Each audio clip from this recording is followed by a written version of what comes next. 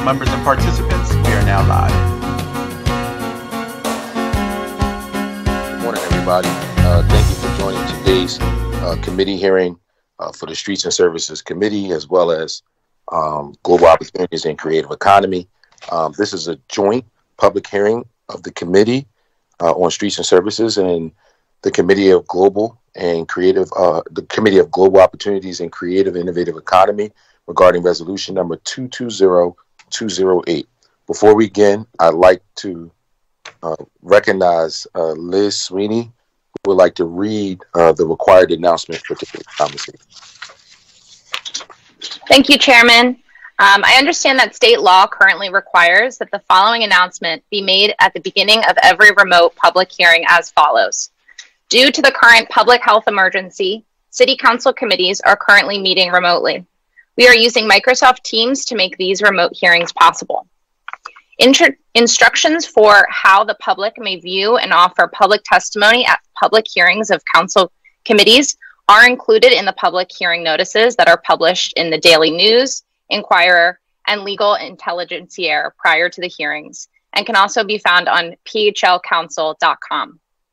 Everyone who has been invited to the meeting to testify should be made aware that this public hearing is being recorded.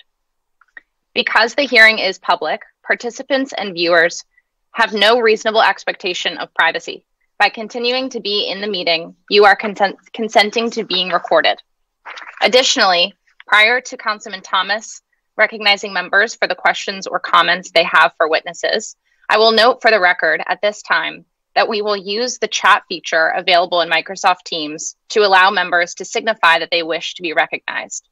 In order to comply with the Sunshine Act, the chat feature must only be used for this purpose. Thank you. Thank you for that. Ms. Sweeney, will you please call the roll and take attendance?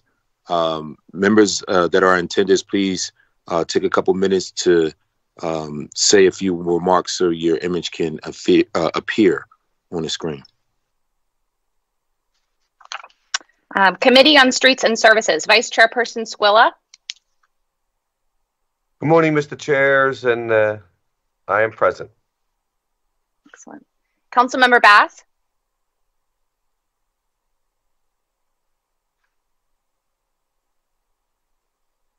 Okay. Councilmember O. Present. Thank you very much for Brooks. holding this hearing.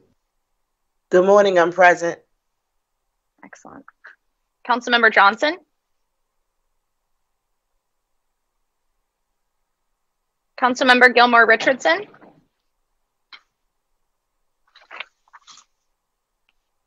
No. Chairperson Thomas. Good morning, I'm present. Excellent. Okay, and the Committee on Global Opportunities and the Creative Innovative Economy, Chairperson O is present. Councilmember Gilmore Richardson and Councilmember Isaiah Thomas. I'm present. Excellent. Thank you. Go ahead, I'm sorry. Oh, last member, Councilmember Squilla. Good morning, present. Sorry about that, council member. And thank you, Elizabeth. A quorum of the committee is present, and this hearing is now called to order. Before we begin to read the resolution, I would like to pass it to the co-chair of this committee, Councilmember O, to lead us as it relates to this committee. And I will also like to note for the record that Councilmember Bass is present as well, too. Councilmember O. Thank you very much, Chairman Thomas, and all the members of the committees and all our witnesses and the viewing public. We have been interrupted by the pandemic, and patterns have changed. But as we're coming out of the pandemic, we are dealing with changes in the economy. Every day people read about, for example, electric vehicle or EV cars that are being manufactured. And by 2030, it's anticipated that 1 out of 4 vehicles will be EV. And by 2050, 80% of the vehicles in the United States will be electric vehicles. We began a process here in the city of Philadelphia when it was determined that the previous EV program, which was innovative at its time, was not sustainable as more and more EVs were coming online and we needed a public charging infrastructure. And with the help of many organizations and our Office of Transportation, Infrastructure and Sustainability leading the way, we had town hall meetings and stakeholder meetings and hearings with experts, all of which culminated in a report of how we're going to implement EV charging throughout the city of Philadelphia. Since then, I think things have been very disrupted, understandably, by COVID. However, at this point in time, we would like the public to know, and we would like to know exactly what we are doing as a city to meet this change and demand that is both one in response to the environment, but also to the practical nature of charging and vehicles. Thank you very much. With that, I'll ask the clerk to call the first panel.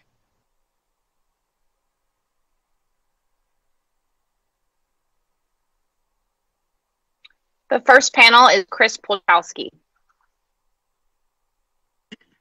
Hi, good morning. Thank you, Chairman Thomas and Chairman O, and members of the committees for inviting me to testify today on Resolution 220208. My name is Christopher Pachalski. I'm the Director of Policy and Strategic Initiatives in the Managing Director's Office of Transportation, Infrastructure, and Sustainability, also known as OTIS. OTIS coordinates planning and decision-making among the entities that manage local transportation and utilities, infrastructure, and directly oversees Department of Streets, Water, and Office of Sustainability. In 2017, the city formed the Electric Vehicle, or EV, Policy Task Force to encourage the use of EVs within the city's wider multimodal transportation network. In 2018, the EV Policy Task Force released a final report, which issued recommendations to promote EV use in Philadelphia. And I'd just like to, as an aside, thank Councilmember O and Councilmember Squilla. They participated heavily in that task force. They were on the task force and they helped to formulate the ultimate recommendations in that report. EV technology is rapidly evolving, and the ongoing shift from petroleum to electricity is expected to accelerate. Thus, the task force focused on addressing the challenges of meeting the growing demand for charging while distinguishing it separate from parking challenges, which impact drivers of all vehicle types, particularly in dense neighborhoods in the city. With this point in mind, the task force advocated for pursuing a multifaceted approach to EV charging that addresses the most common barriers to EV use, which include cost, convenience, and awareness. Among other recommendations, the final report recommending transitioning from the electric vehicle parking space programming and grandfathering all the current participants and establishing alternative charging opportunities that offer greater public accessibility. A successful approach to long-term sustainable transportation should seek to expand all Philadelphians' access to safe, affordable, and low-carbon transportation. EVs are a key component of achieving that goal. The work of the EV Policy Task Force demonstrated that there is a broad spectrum of potential partners who have embraced this vision and are already playing leadership roles in reducing carbon emissions. A few highlights. Since 2018, 180 new EV-ready spaces in parking garages have gone through the zoning process since 2018. In addition to that, 250 new EV chargers, including 80 fast chargers, have been installed in the city since 2018, and those are publicly accessible charging points. So 250 new EV chargers. A big highlight was that on November 15th, 2021, the bipartisan infrastructure law was enacted to provide funding for federal aid highway, safety, transit, and other purposes. Included in the bill is a new National Electric Vehicle Infrastructure, or NEVI, formula program that provides Pennsylvania more than $170 million over the next 5 years to support EV infrastructure. The program will be administered by PennDOT, and we expect the first round of funding to open this month. The bill also set aside an additional $2.5 billion to ensure EV charger deployment meets the Biden-Harris administration priorities, including equity commitments for increased EV charging access in rural, underserved, and overburdened communities. USDOT will award funding through a discretionary grant program. The timeline for that is not yet known, but Otis will explore this opportunity when the NOFO, or Notice of Funding Opportunity, is released. In 2021, the Office of Sustainability worked with the Department of Fleet Services to develop the Municipal Clean Fleet Plan, which provides guidance and recommendations on how the city can transition its fleet to electric and alternative fuel options. The plan outlined goals for vehicle procurement targets in 2025 and 2030. As a follow-up, the Department of Fleet Services has over 2 dozen level 2 EV chargers. So those are chargers averaging 8 hours for a full charge at various municipal sites to support the electrification of the municipal fleet. Currently, Department of Fleet Services is working with Office of Sustainability and OIT to pilot a DC level 3 fast charger, so an average 15 minutes for a full charge at a fleet shop site. If this pilot is successful, Department of Fleet Services will install these level 3 fast chargers at various fueling stations. Lastly, the city will hire dedicated staff this fiscal year, 2023, to oversee the public EV strategy. We look forward to continuing this engagement in the long term with local organizations, private sectors, public utilities, and city council and Philadelphians at large on how to make EVs work in the city. This concludes my testimony. Thank you for the opportunity to testify and your interest in this topic, and I'd be happy to answer any questions that you have at this time. Thank you very much for your testimony. At this time, I'll ask if any of the committee members have any questions for this witness. Thank you, Mr. Chair. Chris, real quick, and it seems like there's going to be some resources there, but is there a, I guess, citywide plan that is being worked on where we could make sure that there'll be electric charging accessibility in all areas of the city that we are putting together now? I know you mentioned that there'll be in some of the fueling stations if this is pilot successful, but what is the overall global plan for the city as a whole? Yeah, we've started to look at this question, and I think there's probably 2 aspects here. There's the current, I think this really is driven by the funding sources, the PennDOT NEVI plan. The first part of PennDOT's NEVI plan, so the way it worked, in order to access this bill money, each state needed to submit a plan to DOT in order to access these NEVI funds. So PennDOT submitted its NEVI plan over the summer, and it was approved by the feds. The first part is filling out what they're calling alternative fuel corridors. So they designated a number of corridors, including facilities in the city. And what they want to do is they want to have chargers along these facilities, mostly the interstates in the city of Philadelphia.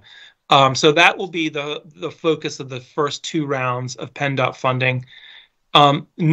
Next, we move to what I think is more the community-based charging. So not necessarily near an interstate exchange, but a little bit more in the communities themselves. And I mean, there is overlap between these 2. That'll be the focus of the next 3 rounds. To get specifically to your question, there's not yet a formal plan. And I think what we need to do, council member, is update the 2018 strategy that the task force came out with to put it in black and white. There have been some internal technical exercises, mapping exercises, seeing what possibilities are for charging at community sites. And I think we've been having some good brainstorming about what makes a good site. Some of it's on city-owned property like rec centers, so those would be projects that the city might, either do or look for a concession to do. Other opportunities are really trying to enable the private sector or other public sector actors who have, parking lots to install charging on their sites and trying to get the money to them, even if it doesn't necessarily go through the funding. So whether those are big box stores, grocery stores, even like something like nail salons. So really thinking about where do Philadelphians drive and are going to be leaving their car for some period of time, to get some charge, on a level 2 or even a level 3 charger. And trying to encourage that. I don't think we're quite to the point yet where there's really what I'll call a gas station model yet, where the economics pencil out, Wawa, some of those, I think I cited 80 DC fast chargers. Some of those were installed by Wawa up in the Northeast. That's great. They're stepping up, but we probably need some more of that before there's really this gas station model where people think of it like, just filling up your car on gas. I stay for a few minutes and then I leave. Yeah, and I'm seeing some additional ones being done in some of these strip malls and other things. You're starting to see them pop up. But I was just wondering if they're popping up as part of a global plan, right? Because we need to have an idea of where these are. And I know, like with gas stations, it's very difficult. Sometimes you have gas stations in areas, a bunch of them, and then you might have to drive 7 miles to get to a gas station, right? Yeah. But especially if we're looking at the city as a whole and our underserved communities, people who have access to electric vehicles, we have to really be mindful of how we're planning these out. And, if we're going to have the private industry help us, which I think we're going to have to be successful, we need to be able to work with where our parking lots at adjacent to these neighborhoods and how we are going to incentivize people to help us do that. And I think that has to be part of the plan. And do we have a timeline of when we foresee this plan being implemented? Yeah, we hope to put a job description for a policy specialist to coordinate work for public EV charging and parking issues within the next month or two. So I'm hoping we put the job advert out by the end of the year. I can't promise that. So we'll have a hired person hopefully in the new year. Yeah, and I think that will really help having dedicated staff to work on the parking now. Sustainability and Fleet Services and OIT, they've done a tremendous job of trying to get the municipal fleet plan together, and there's some overlap, but I think we do need dedicated staff to specifically be working on the public side. I would agree with that and would be happy to help in any way push for that. So thank you. Thank you. All right. Thank you very much, Councilmember. Are there any other questions? I will say, because I'm kind of constrained in how my screen is set up, if you cannot use the chat feature, just say if you have any questions. Seeing that there are none, I do have questions of my own. So I believe, and I can't recall because it's been a couple of years now, that I think I did introduce a bill, or I drafted a bill and sent it over to the some of the parking folks about incentivizing the installation of EV charging based on a reduction of the parking tax. If they would put that in, we would reduce the parking tax. And I quite frankly have not heard back on that. But are there things in your plan that would kind of like incentivize where people actually do park their vehicles commercially, or customers or residences? Yeah, I think that the PennDOT NEVI plan should provide significant public sector support for the installation of charging by private entities. It's my sense that and maybe some of the later folks to testify could say more about this, who have got more expertise, but that right now, if you own a gas station, you're generally not making a fortune off of selling the gas, but you get something off of it, and then the soft drinks and the donuts or whatever else kind of pay the rest of the bills when people go in to pay. It's my sense that selling kilowatt hours for EV charging is not even as remunerative as the gas is today. So I think there is we have to look carefully about, the need for ongoing public sector support to essentially be helping to fund, people fueling their vehicle. So we should all be eyes wide open about that and where that's coming from. But at least on the capital side, that the bill funding going through PennDOT through the NEVI should provide significant incentives.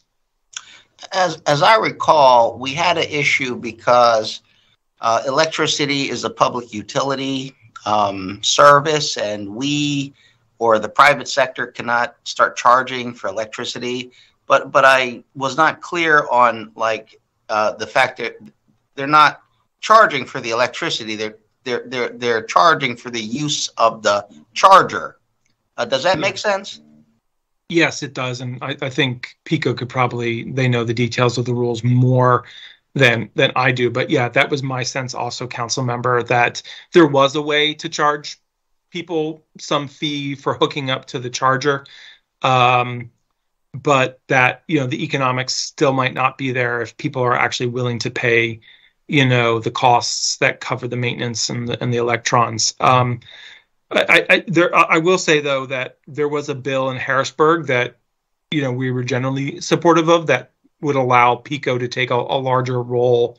I think there are concerns about the rate base, but I think there's probably some reasonable amount that would allow PECO to really invest in some of the EV infrastructure that they're not legally currently able to. So this is something that, in the right format, I think we would support, and I would hope that council could get involved in and find a way to support also. Is there anything happening nationally or statewide around a surcharge to the EV manufacturers and distributors to somehow support the fueling stations, the charging stations? No, I've not heard anything. So if there is movement there, I've not heard it. But I will say that one of the concerns is the reduction in revenue from the gas tax that supports the infrastructure. So if I'm charging my vehicle, I have all the same impacts on the roadway, on bridges, etc., as a gas powered car, and I don't pay nearly as much. So as part of larger funding conversations in Harrisburg about trying to address the shortfall at both PennDOT and our Commonwealth's transit agency, there has been the talk of some reasonable surcharge on registration so that EV owners will pay their fair share of the infrastructure costs of supporting their mobility. So I don't think that passed this term, but I think that'll keep coming up. And I don't think we want to penalize any EV owner, certainly, for trying to do the right thing. At the same time, we all have to pay our fair share. So that'll be an ongoing topic of discussion going forward. Thank you. I know we have the parking authority in one of our panels, but I'd like to ask you.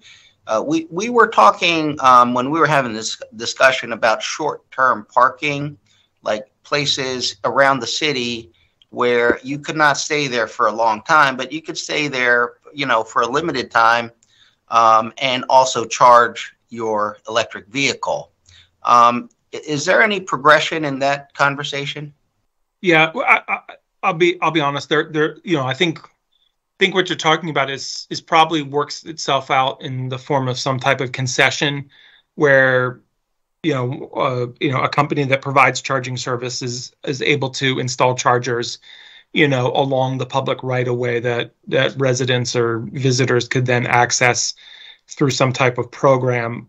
We haven't made a lot of progress on that over the last few years between the pandemic and the rapidly changing structure. I hope, though, that in the next year, as I talk to Council Member Squilla, we redo our that 2018 task force plan, and as we hire dedicated staff, that's something we could take another look at.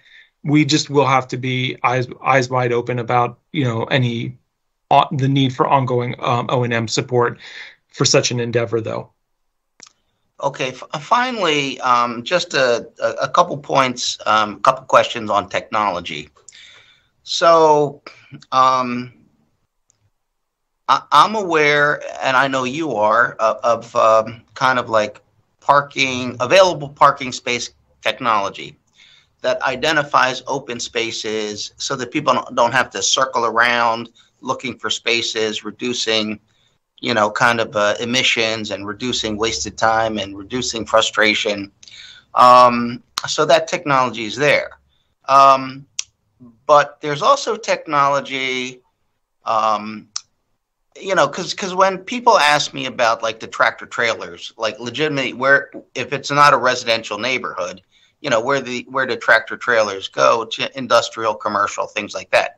However, there is technology whereby, and it's currently used, it's just we don't use it here in Philadelphia. I'm not sure we use it in Pennsylvania, maybe we do.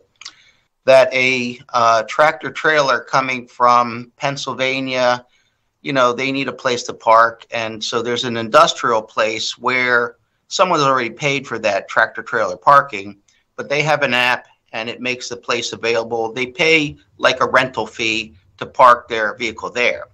And it seems that technology can be used to alleviate a lot of parking congestion throughout the city, whereby, for example, a supermarket parking lot that from like, 8 o'clock or 9 o'clock at night till 6 o'clock in the morning has designated spaces available to alleviate, the putting commercial vehicles in places where they really shouldn't be. But everything is transacted over the app. You pay for it, you park there, you don't stay longer than you need to, or you get a big fee.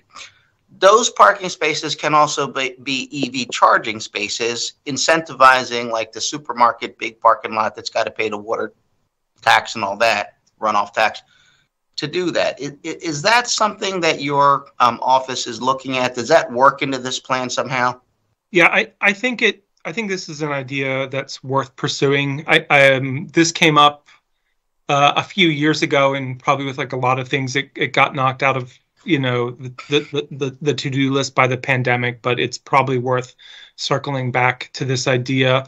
And this goes to, I think this is larger parking issues than just EV that come up. When we had looked into it, before the pandemic, there were insurance and zoning issues, liability issues with having this auxiliary use for the parking space overnight. And as we had heard it before, a lot of it was about, having residents to be able to find a place to put their vehicle overnight. It wasn't so much about EVs, but I think it's definitely worth pursuing. And that's one of the reasons why the staff member that I talked about will also be looking at general parking issues, and we will certainly want to coordinate with the parking authority. New leadership coming over there. We're excited about.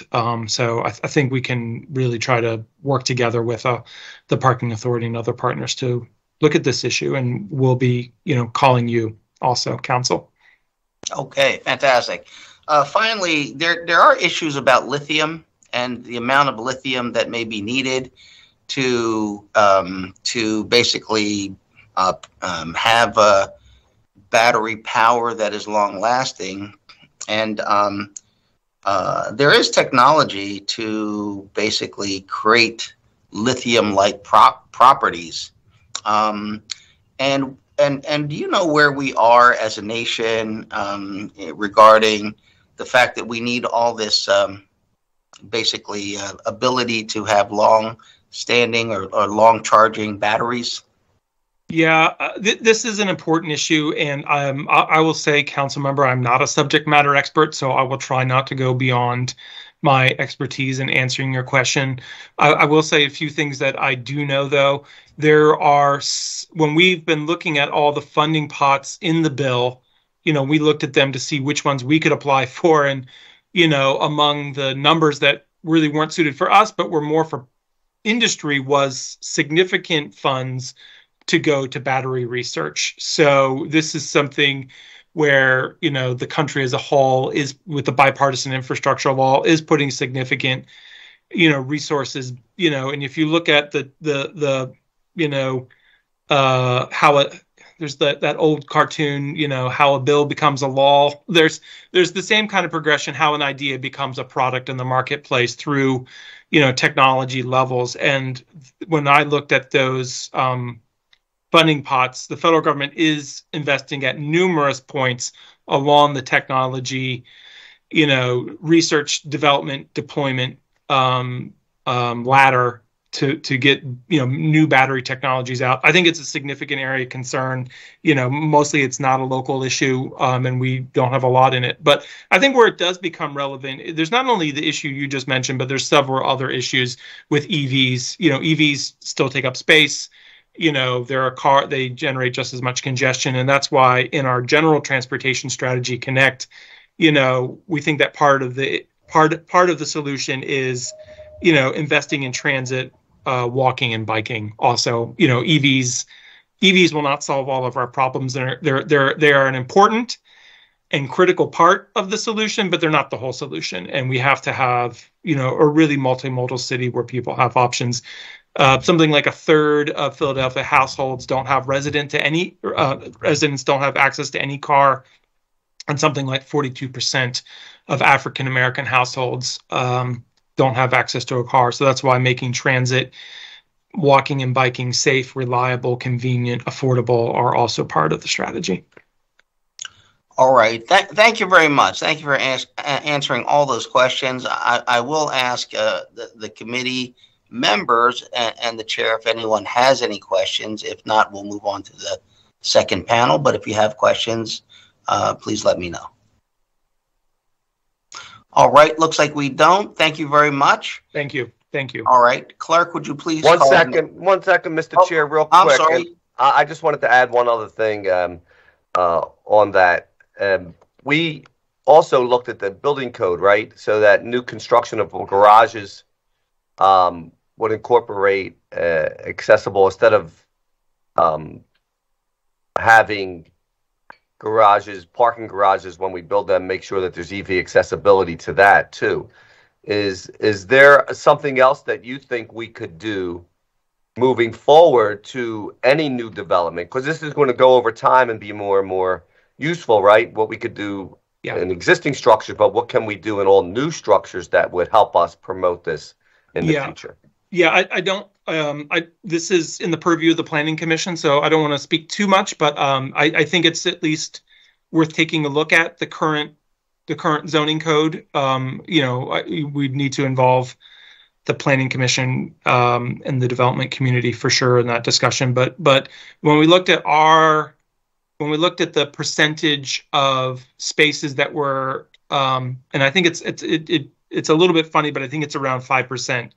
Is the requirement of 5% of spaces, new spaces, be EV ready, not even have EV charging, just have the conduit so they're EV ready. There was other places that had a lot higher percentage. So, without the cost, to the development notwithstanding, I think it's at least worth having a also, conversation. I think with by incentivizing it, we can have access to resources for these developers also to do that as we build. There's probably a way we could do that, and maybe we could do that with planning. And maybe if this new hire person is involved in that, it could be part of their agenda to discuss. Yeah, yes, sir. I agree with you. All right. Thank you. Sorry about that, Mr. Chair. No, thank you very much. And thank you very much, Chris. I'll ask the clerk to call the next panel. The next panel is Tom Bonner and Meredith Nutting.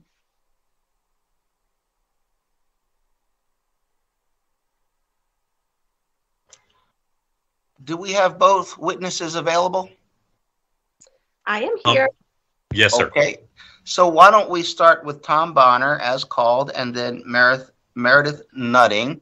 If you'll please state your name for the record and provide us with your testimony. Thank you. Yes, sir. My name is Tom Bonner. I'm the Senior Manager of State Government Affairs for PECO. And I would like to thank you and Chairman Thomas and members of the committee for the opportunity to testify at this important hearing today. As Manager of State Government Affairs, I work primarily on policies to support clean and advanced energy technology deployment in the Philadelphia region. We are, of course, as PECO, the electric distribution company serving Philadelphia and the surrounding counties. At PECO, we believe transportation electrification represents a unique opportunity to improve the environment in the communities that we serve, while also reducing the long-term cost of meeting our transportation needs. We know that electric vehicles put downward pressure on utility rates by making more efficient use of the electric distribution system, benefiting all customers, whether they own an EV or not. And we actually have an infographic that I'll be pleased to share with members of the committee that explain that in layman's terms. PECO has established a range of programs designed to support customer education and EV infrastructure development as part of our Path to Clean commitment to reduce our own greenhouse gas emissions by 50% for our operations by 2030, and with the goal of achieving net zero by 2050, and also helping our customers and communities in reducing their own carbon footprints as well. In terms of EV programs, currently we offer incentives for transit systems and commercial customers, including municipalities, to install EV charging stations for their fleets and the public, with enhanced incentive for projects in environmental justice communities.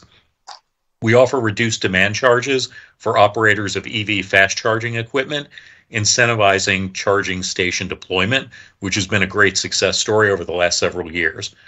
We support customers exploring EV options with technical assistance through subject matter experts who specialize in the installation of these projects, and we are currently working with the fleet department to do analysis on their depots and determine where there is existing excess capacity that would allow for the most affordable upgrades. We sponsor public outreach and education events, including hosting an EV education booth at the 2020 and 2022 Philadelphia Auto Show, and participating in EV-focused STEM education programs, as well as hosting biannual regional EV stakeholder collaboratives to discuss opportunities to support equitable expansion of transportation electrification. Give me a moment to flip my page.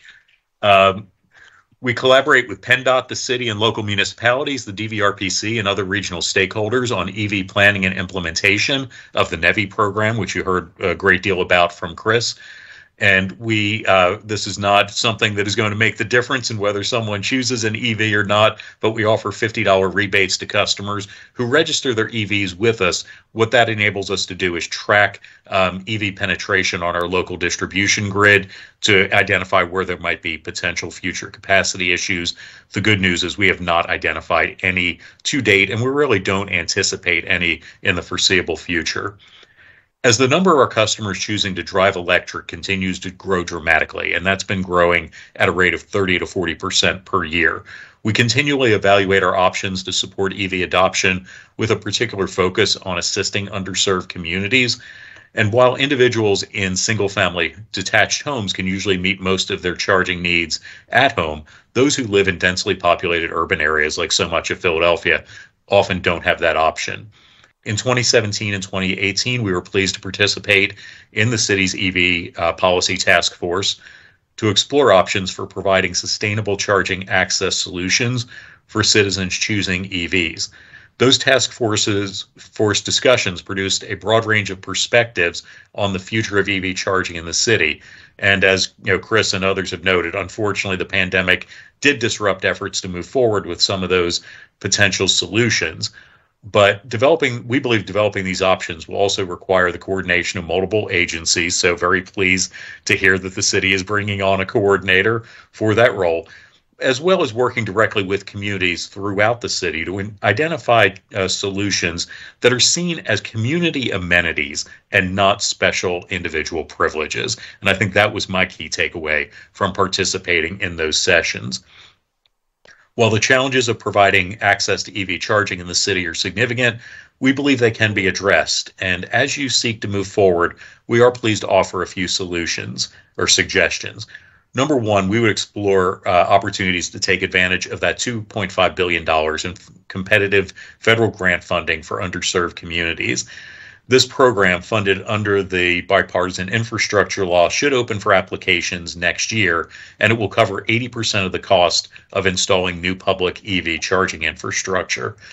We'd also note that the Inflation Reduction Act will provide additional funding opportunities for community-based clean energy solutions, which can include EV charging access, based on our understanding. While some of those final rules are still being written, they were clearly intended to make public EV charging access part of those solutions. Work with local institutions and businesses to incentivize EV fleet conversion. So again, please do agree with what you heard from Chris and some of the commentary from members of the committee, as well as the potential to host publicly available charging stations. Identify neutral space curbside locations such as parks, schools, rec centers, municipal buildings, and supportive businesses that are proactively seeking to attract customers who own EVs. That was another takeaway from the task force meetings, and we have actually shared that as best practice with some suburban municipalities that are moving forward with installing public EV charging, and that has seemed to facilitate their efforts. Engage with equipment suppliers and site hosts to explore a range of ownership options for charging stations. I know it's been a challenge for the city and others that there are a lot of people willing to sell you and excited to sell you equipment, but finding people who are interested in owning and operating has been a tougher task. Collaborate with suburban municipalities who have moved forward with public access charging pilot programs to gain information on their lessons learned and best practices, and then encourage legislators to move forward with legislation that would authorize utilities to offer a broader range of infrastructure cost-sharing options. Our Public Utility Commission has been very supportive of pilot programs that have allowed us to really explore what is most beneficial for our customers. We do have a level 2 public charging incentive, commercial customer charging incentive. We got approved $500,000 for those incentives in our most recent rate case. That was the good news. The bad news is that program opened on April 1st, and by mid-September, we were fully subscribed with applications. So we are already looking at what do we do next and how we can meet the community need in this area while also, keeping affordability and overall cost in mind. Finally, we're still in the early stages of a historic transition to electrifying our transportation system. Incentives providing through the bipartisan infrastructure law and the IRA, we anticipate will substantially accelerate this transformation, and we are gearing up our internal operations to be able to increase our customer assistance and the tools we offer to customers who are interested in moving forward in this area. Providing the benefits of EVs to all communities in the city will require proactive planning and community engagement. This is not going to be an area where the market simply solves all of our issues by itself. We need to all be working together. And at PECO, we're pleased to support your efforts and serve as a resource for the city and all the communities we serve. And I would add, there were a couple questions that came up in Chris's discussion that hopefully I can provide a little more information on. So I'm going to go off script here. In terms of the status of legislation at the state level, 3 years ago, that legislation to authorize utilities to develop EV charging programs and file with the Public Utility Commission and recover those costs for infrastructure, cost sharing, and incentives. It passed the Pennsylvania Senate overwhelmingly, 43-6. We ran into some roadblocks in the Pennsylvania House, and then the pandemic came along and kind of wiped the slate clean. Efforts to consider that legislation again stalled out in this most recent legislative session, but we are hearing increasing interest and understanding that something really needs to be done, particularly to work hand in glove with the NEVI program and the competitive community grants. So we expect a coalition to be continuing to work on that legislation this year. The second thing, on the issue of batteries, everyone I know in the auto industry emphasizes that the precious metals that are in EV batteries are far too valuable to ever take and throw into a landfill. What is needed are interim uses where there's still about 70% of the energy storage capability in an EV battery once it is probably no longer suitable for driving a vehicle, but it can serve as backup storage for any number of applications. And then in the long run, once you reach economies of scale, there will be a recycling market to start up and will ultimately become a very important and lucrative market. But those are large, high capital facilities, and you need to get to economies of scale before they really make sense to operate. Last thing, I know there's a perception that EVs are really a luxury good, something that can't serve the low and middle income market. We believe in terms of fuel savings and maintenance savings, as well as reliability, they can be great vehicles for the low and middle income market. The industry has been somewhat of a victim of its own success in that those first generation cars, the Chevy Volts, the Nissan Leafs, have long outlived their expected lifespan, and batteries are exceeding anyone's expectations. We do expect that secondary market to start soon, especially with the $4,500 federal tax credit that was passed as part of the IRA. And we think there's great benefits for not only individuals, but businesses that rely on customers or their employees having reliable transportation, to getting EV charging access solutions out to all communities so that lower income families can start to enjoy some of the benefits of EVs as well. So thank you very much for the opportunity to testify, and I'm happy to answer any questions. Thank you very much. I'll first ask the chairman and committee members if they have any questions.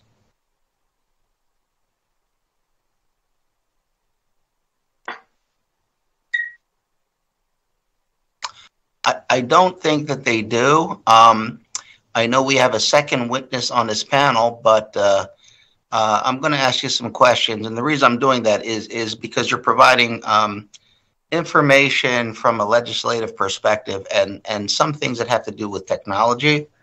Absolutely. So, yeah, let me ask you, in terms of the technicians, and I'm actually thinking about schools, high schools, career technical schools, community colleges, things like that. Is PECO or anyone that you know of kind of involved in like the process of preparing the workforce that is necessary to maintain and provide the care that these vehicles and related items, the charging stations and all that, is that being adequately done in your opinion? We have about 3 separate programs that where we're partnering with the Philadelphia Energy Authority, with the Philadelphia OIC, and other organizations for doing that type of workforce training and education. I've done numerous events with schools, with STEM programs, and one of the things I tell them, you don't have to just be an auto mechanic to have a future role in EVs. As we heard from Christopher in the earlier discussion, I think there is probably lifetime employment in people working in the planning sector as we plan and prepare for this transition. Areas like looking at, as we move toward things like battery storage, alternative applications. If you're interested in studying chemistry, you have probably a bigger role in the future as somebody who is interested in studying on the electrical side. We're also working with the Electrical Association of Philadelphia. They are developing and have developed a certification program for small electricians to learn what it takes to install and service electric vehicle charging equipment. This is something we anticipate only to increase in the future. We have some ideas that we'll be revealing in the very near future I can't quite talk about now. But yes, this is very much in our thinking. And as I'm sure you know from our CEO, Mike Innocenzo, Mike will speak very eloquently about we need to bring these opportunities of the clean energy economy down to our most local level and make sure all communities can benefit from them.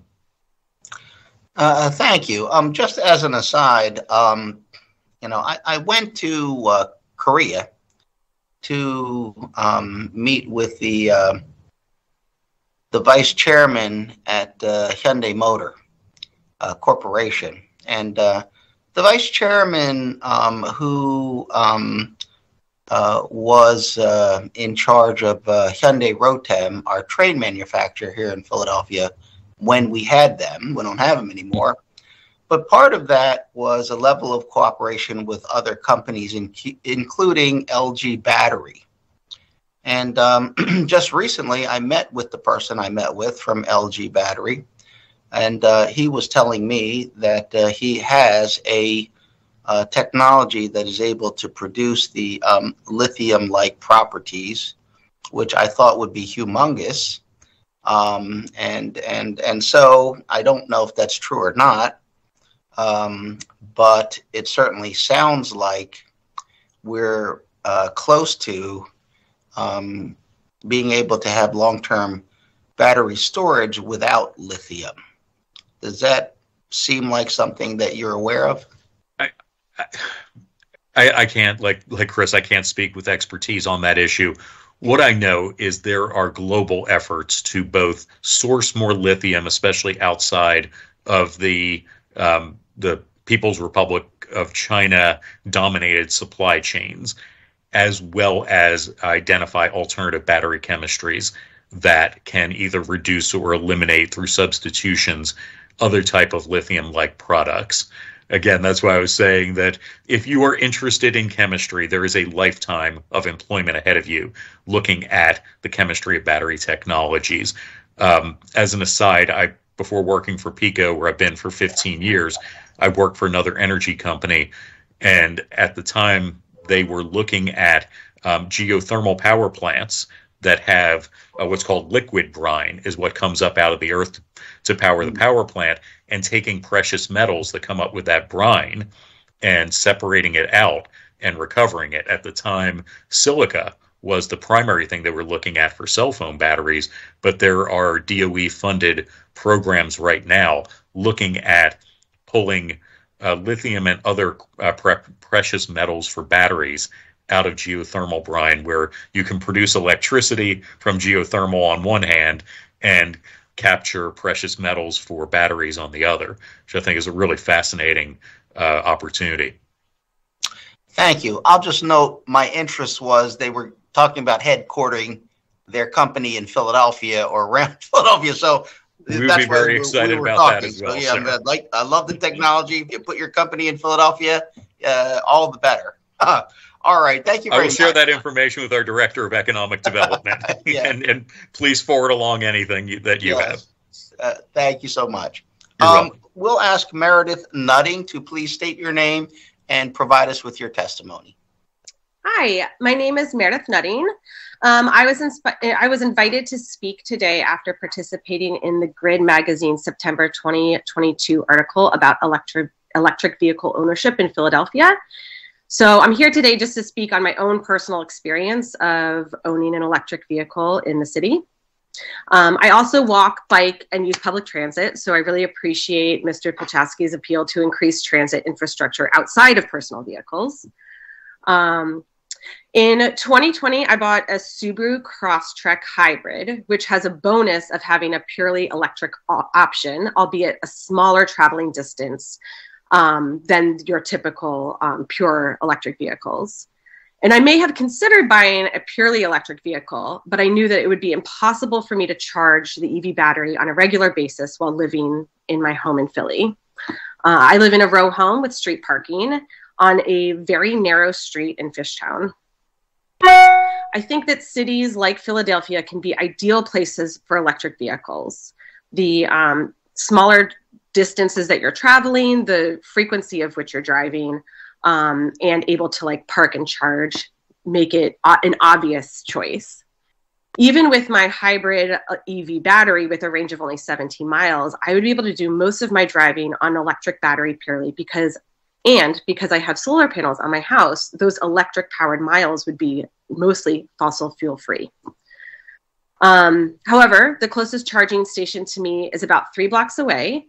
And I would have to go there, charge my car for a few hours, and then move it to find street parking.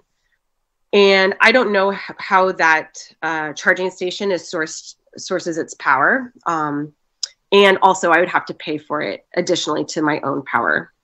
So I rarely use it. Many streets are like mine with very narrow parking on one side. So a private charging station, like for example, the ones that were in the former EV parking plan, isn't really ideal. Grocery stores and other locations that offer charging stations now just don't have enough of them for the growing EV market. There's very rarely a time when I can go to a grocery store and have one of those stations open for me to charge my car while I'm shopping. I've seen other neighbors solve this issue by running simple extension cords out of their homes to their cars, which they're able to park in front of their homes occasionally. And this obviously isn't an ideal solution for anyone, for the driver, for the pedestrians, and probably for anybody else in the city. But even that is not an option for the way that my house is situated. More publicly accessible chargers associated with street parking would be ideal.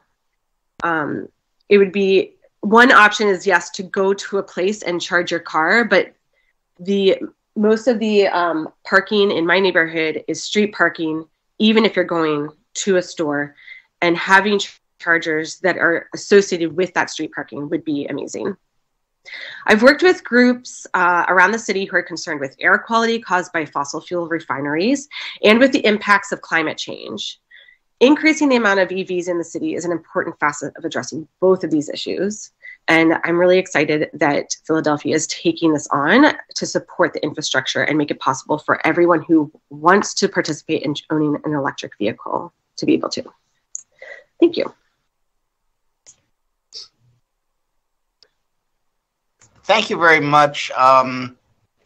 Thank you for sharing the reality of a resident dealing with this situation in our city. We deal a lot with theory. It's been a couple of years since we've heard from the folks on the street, so I appreciate the update with what's going on. I'll ask the committee, does anyone have a question for this witness?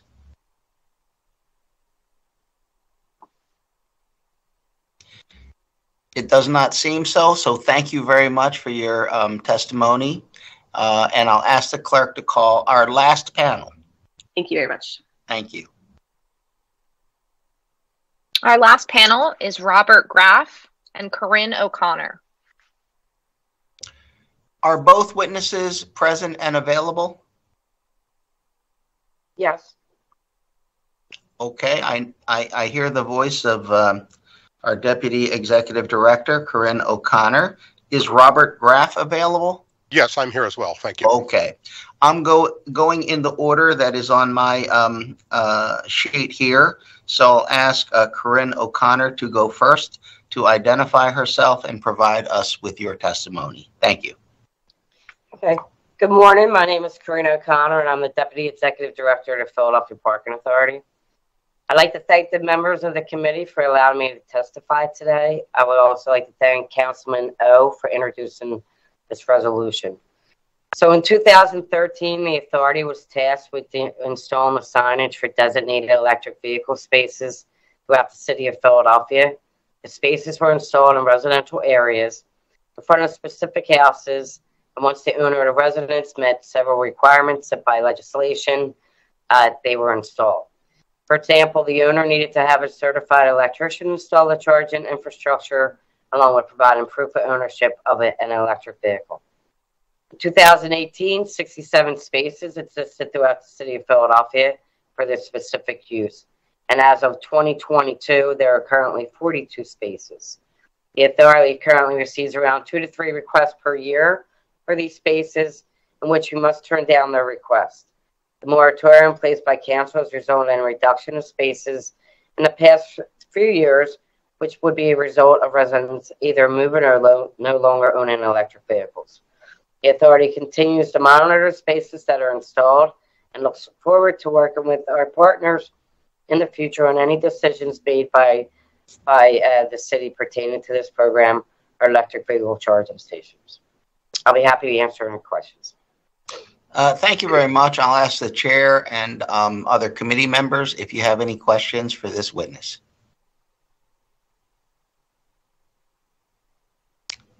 There appears not to be any questions. I do have a question.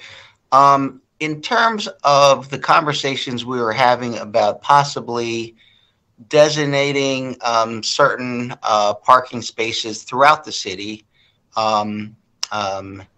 as short-term EV fast charging stations, you know, maybe a maximum of a 2 hour, something like that. And, you know, just so they could get the turnover 1 hour, if it's a 15-minute, you know, we know you got to park and it's not just a charge, or maybe it's just a charge, but I don't know. Is there any conversation at the parking authority about doing that type of thing in conjunction with the city? So any on-street curbside parking, the regulations that are designated by city council. So the city council comes along and does a ordinance where it states on every 10 blocks will be a public charging station. Then and the sign, and we would be designated probably to install that signage. Maybe the city would come in and put in the infrastructure, and then we could patrol it and make sure that there's turnover. But it's not on the authority to create that regulation. Normally, regulations are created, and then we go in, basically enforce that regulation. All right. Thank you very much. I'll then ask Robert Graff to identify yourself and to provide us with your testimony. Good morning, Councilman. My name is Robert Graff. I, until about a year ago, led the Office of Energy and Climate Change Initiatives at the Delaware Valley Regional Planning Commission. While I was there, as you may recall, I had the pleasure and honor of serving on the EV Policy Task Force. I now serve as a senior technical advisor for Rocky Mountain Institute and the North American Council for Freight Efficiency on electric vehicle charging issues, from the smallest vehicles to Class 8 trucks. I actually was viewing the Tesla release of the Semi last night, and our executive director from NAC, from the North American Council for Freight Efficiency, was there. I also serve as a transportation subject matter expert for Energetics, a clean energy consulting firm based in Columbia, Maryland, which just so you know has also, I've met with Commissioner Rosati of the Fleet Department, and we presented him as Energetics a proposal to assist in the electrification of the Philadelphia fleet. I also was interviewed for the Grid Magazine article that Meredith spoke about, and for a recent article in the Philadelphia Inquirer about this. I haven't actually prepared formal testimony. I was just notified of this a few days ago, but I wanted to bring my expertise and knowledge to the city and offer it moving forward. For instance, right now I'm in the midst of completing a document called Planning, Zoning, and Permitting Guidance for Electric Vehicle Charger Deployment, which is being jointly done by Rocky Mountain Institute and the Interstate Council on Renewable Energy, or IREC, Interstate Regional Energy Council, I think. Yes, sorry. And in that capacity, we've been looking at a lot of the very same issues that you've been discussing. I think one thing to recall is that we're going through a tremendously profound transformation in a very short period of time, trying to move from a petroleum-based, internal combustion-based transportation economy to an electric vehicle economy. The use of the vehicles is essentially the same while they're operating. However, the fueling of the vehicles is really where the challenge comes in. And as I think we all noted in the work we did in the Electric Vehicle Policy Task Force, it's primarily a parking issue. You know, as Meredith noted, it's desirable by most people to be able to charge while they park, and prefer not to walk. You know, she had noted 3 blocks is a distance that she would prefer not to walk to charge a vehicle, and that's a very high bar to try to meet. I think it's also important to remember that there are many other ways to to have electric vehicles reduce emissions other than in the private automobile. There are heavy-duty vehicles, all the delivery vehicles. The buses in the city emit far more than cars.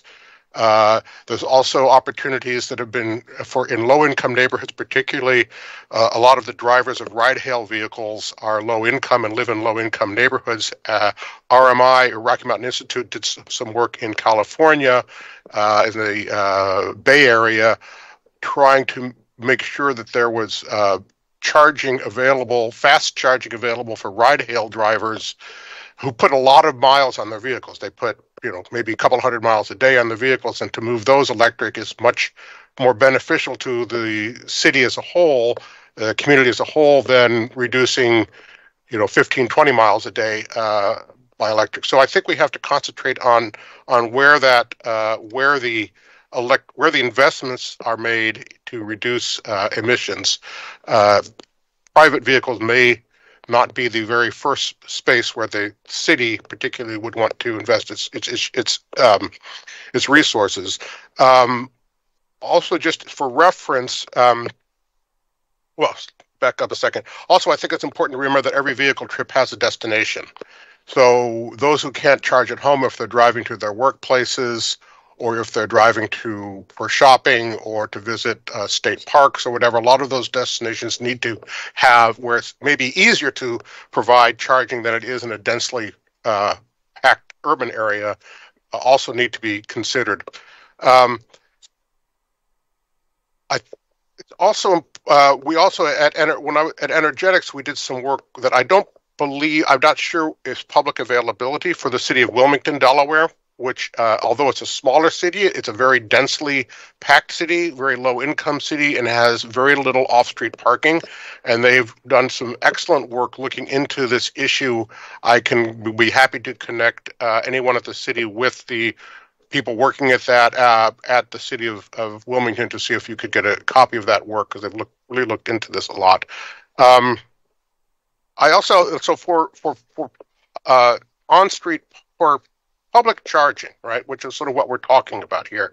There's really three pieces of this. There's sort of off-street parking and on-street parking, right? So off-street parking is something that I believe the city needs to work on permitting and encouraging, but in my view, there's very little role for the city to play in actually going beyond that. That's a private sector kind of endeavor. One challenge with that, however, is that, as I think Councilman Squilla mentioned earlier, the market itself will select the most profitable locations for those chargers, which may be different than the ones that serve the community as a whole best. RMI is working on a project we are hoping to get funded that would start in next middle of this year that would have a component to help municipalities understand where they need charging, which would have probably different levels of profit for investors in that charging, and how to potentially work with permitting to say, well, if we're going to allow you to put this charger here where you have a high revenue possibility, we also are going to require you to put chargers in this location. There's also opportunities to co-locate other clean mobility features with charging, such as bike share, potentially requiring covering bus stops within a certain distance of your charging stations to make public transit more attractive. So there's opportunities that we need to think beyond simply if we just change all internal combustion engines to all electric engines, we will have done some things, but there's a lot of opportunities to improve beyond that. I think we need to be aware of that. Regarding public charging, we have the off-street and the on-street, right? So in the on-street, there's two issues, and let me just, if you'll bear with me, I can read about a page from this draft document that I'm in the midst of putting together on on-street parking. which has a whole section which is not yet completed. It'll be done by Monday. I'll make sure the city gets a copy of this when it's completed and approved at the beginning of next year. So municipalities need to consider two primary on-street parking use cases. In commercial districts with limited off-street parking, daytime visitors may wish to charge. In residential areas with limited off-street parking, residents may wish to charge on-street overnight. In the commercial areas where demand for on-street charging is likely to be greatest, in the more developed commercial areas, multiple authorities typically control curb access or construction on public property. These include public works, streets, water sewer authorities, utilities, and transit agencies. Furthermore, on-street charging requires close coordination among authorities within departments because there can be many competing uses for the curb, such as commercial delivery, bike lanes, transit stops, and valet parking. In addition, there may be multiple buried utilities: water, sewage, electricity, natural gas, communication cables, steam pipes, and so forth. Coordination among the many entities can raise the costs of this type of installation and result in a very long permitting process. These challenges have slowed the installation of curbside charging, particularly in commercial areas of larger cities.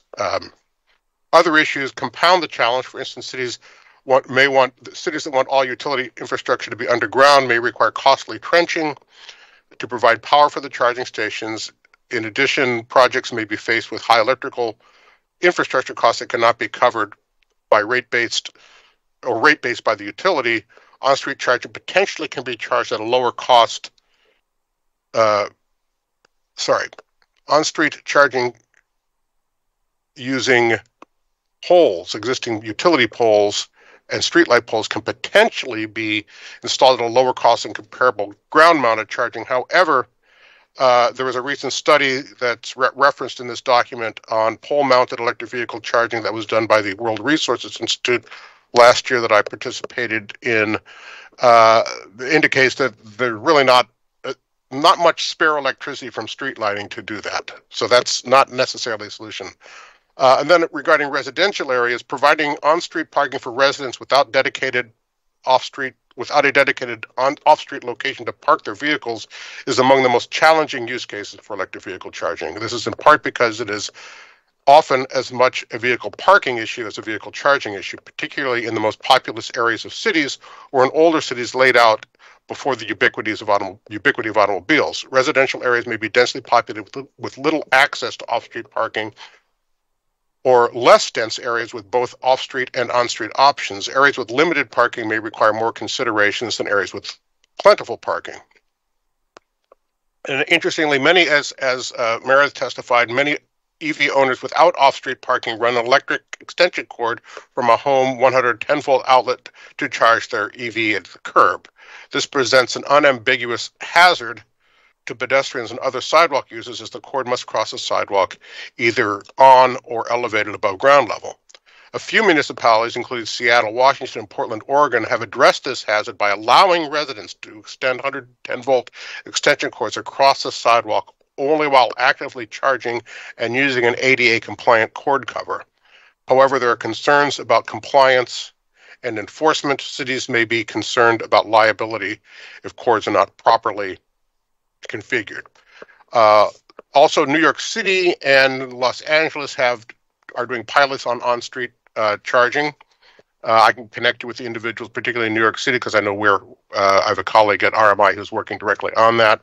I know Los Angeles has had challenges with theft of the copper from the charging cables, and anecdotally, including theft by other EV charging companies that just want to cut the cables and install them on their own chargers, because they're very valuable. As you know, they lock up copper in Home Depot and Lowe's now. I'd be happy to answer any questions. As those who know me in this area knows, I can talk about this forever. So I would just prefer to answer questions if you've got any. Thank you. Thank you very much. Very, very thorough. And I recognize you now that I see you on the on the virtual monitor here. Yes, I do remember you and how very thorough you are, and I thank you for that. And it's very encouraging to hear you're already working on things. So let me just ask the chair and other committee members if you have any questions for this witness.